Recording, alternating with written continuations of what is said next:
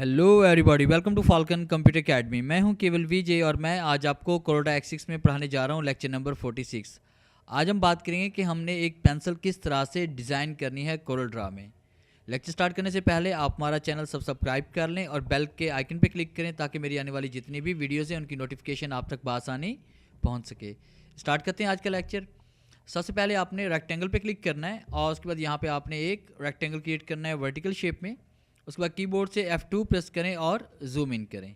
फिर उसके बाद आपने यहाँ पे पिक टूल पे क्लिक करना है। पिक टूल पे क्लिक करने के बाद अब आप यहाँ पे इस शेप टूल पे क्लिक करेंगे। शेप टूल के लिए आप यहाँ टूल बॉक्स से शेप पे भी क्लिक कर सकते हैं या कीबोर्ड से F10 भी प्रेस कर सकते हैं।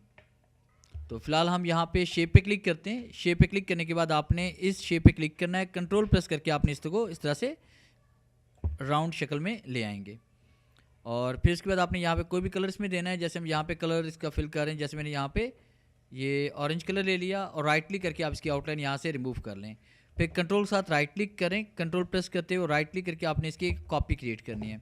कॉपी क्रिएट करने के बाद इसमें इससे भी थोड़ा सा लाइट कलर हम सेलेक्ट करेंगे। जैसे मैंने यहाँ पे ये वाला कलर इसमें सेलेक्ट कर लिया या ये वाला कलर हम इसमें सेलेक्ट करते हैं।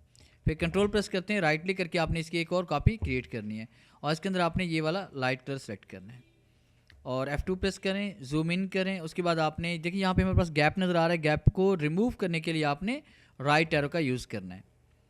फिर उसके बाद F3 प्रेस करें और जूम इन करें। फिर दोबारा F2 प्रेस करके और आपने फ्री हैंड टूल पे क्लिक करना है। फ्री हैंड टूल पे क्लिक करने के बाद आपने इस पॉइंट पे क्लिक करना है। ये देखिए आपको जहाँ पे तो एज नज़र आ रहा है, मगर देखिए नीचे जहाँ पे जैसे आपको नोड नज़र आए तो वहाँ पर आपने क्लिक करना है। क्लिक करने के बाद फिर आपने सेंटर में यहाँ पे नोड पे क्लिक करना है और फिर उसके बाद आप यहाँ पे क्लिक करें। क्लिक करने के बाद आपने इस जगह इसमें आना है नोड और उसके बाद फिर आप यहाँ पे क्लिक करें। क्लिक करने के बाद फिर आपने इस पॉइंट पे क्लिक करना है। इस तरह से आपने एक शेप क्रिएट करनी है। फिर इसके बाद आपने इस शेप पे डबल क्लिक करना है, इस पॉइंट पे क्लिक करेंगे और कंट्रोल प्रेस करते हुए इसको आपने इस तरह से इसका साइज़ बड़ा कर लेंगे।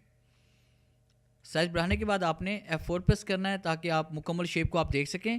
फिर उसके बाद F2 प्रेस करें, जूम इन करें और आपने यहाँ पे सेंटर में डबल क्लिक करना है और इसको थोड़ा सा इस तरफ से ऊपर तरफ बढ़ा देंगे और उसके बाद आप इसमें कोई भी कलर फिल करें। अगर आप मल्टी शेड देना चाहते हैं तो उसके लिए आपने यहाँ पे इंटरेक्टिव फिल टूल पे क्लिक करना है और इंटरेक्टिव फिल टूल पे क्लिक करने के बाद यहाँ पे क्लिक करके आप इसमें कलर फिल करेंगे। जैसे मैं यहाँ पे ब्लैक और उसके बाद यहाँ पे कॉम्बिनेशन बना रहा हूँ ब्राउन कलर की। अब उसके बाद आप यहाँ पे अपनी मर्ज़ी से लाइट या डार्क से कर सकते हैं और फिर आपने राइट क्लिक करना है। यहाँ पे राइट क्लिक जैसे हम करेंगे इस पर तो इसकी आउटलाइन यहाँ से रिमूव हो जाएगी। फिर उसके बाद आपने शेप पे क्लिक करना है, F4 प्रेस करें और शिफ्ट पेज डाउन प्रेस करना है।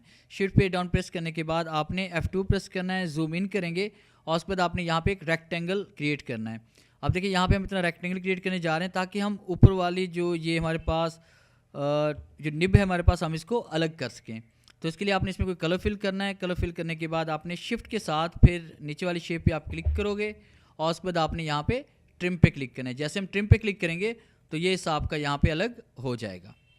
तो इस तरह से आपने इसको डिज़ाइन करना है। फिर उसके बाद आपने F4 प्रेस करना है और F3 प्रेस करें जूम आउट के लिए और F2 प्रेस करें दोबारा जूम इन के लिए। फिर उसके बाद आपने यहाँ पे एक और रेक्टेंगल क्रिएट करना है ऐसे क्लिक करते हुए इस तरह से और उसके बाद इसमें आप कोई भी कलर इसमें फिल करना चाहते हैं तो आप इसमें कलर फिल कर सकते हैं। अगर आप इसमें मल्टी शेड देना चाहते हैं तो उसके लिए आपने क्या करना है कि आपने F11 प्रेस करना है। F11 प्रेस करने के बाद कस्टम पे हम क्लिक करेंगे और उसके बाद आपने इस पॉइंट पे डबल क्लिक करना है। यहाँ पे हम वाइट कलर फिल करते हैं। फिर उसके बाद यहाँ डबल क्लिक करते हैं, इसमें हम ब्लैक कलर फिल कर रहे हैं। फिर उसके बाद यहाँ पे डबल क्लिक करना है, वाइट कलर फिल करते हैं। फिर डबल क्लिक करके हम इसमें ब्लैक कलर फिल करते हैं और ओके क्लिक करते हैं। इस तरह से आप इसमें शेड दे सकते हैं। और आपने यहाँ आउटलाइन को रिमूव करने के लिए आउटलाइन पे आपने राइट क्लिक करना है यहाँ पे और आपकी आउटलाइन यहाँ से रिमूव हो जाएगी। उसका साइज़ अब थोड़ा सा बड़ा कर लें और शिफ्ट पेज डाउन प्रेस करें।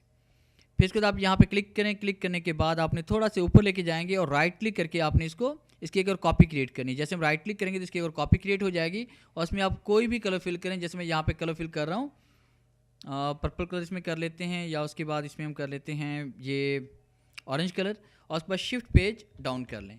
शिफ्ट पेज डाउन करने के बाद आपने F4 प्रेस करना है। उसके बाद फिर आप दोबारा F2 प्रेस करें और जूम इन करें।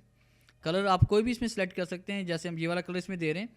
और उसके बाद अगर आप इसके कॉर्नर अगर आप राउंडेड शक्ल में लाना चाहते हैं तो वही तरीकाकार हम इस्तेमाल करेंगे जो हमने पहले किया था। हमने यहाँ शेप टूल पे क्लिक करना है। शेप टूल पे क्लिक करने के बाद आपने किसी भी कोने पे क्लिक करना है।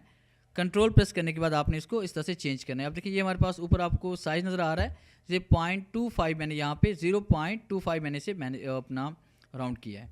फिर यहाँ पे क्लिक करेंगे, क्लिक करने के बाद कंट्रोल सर फिर हम इसको मूव करने वाले 0.25।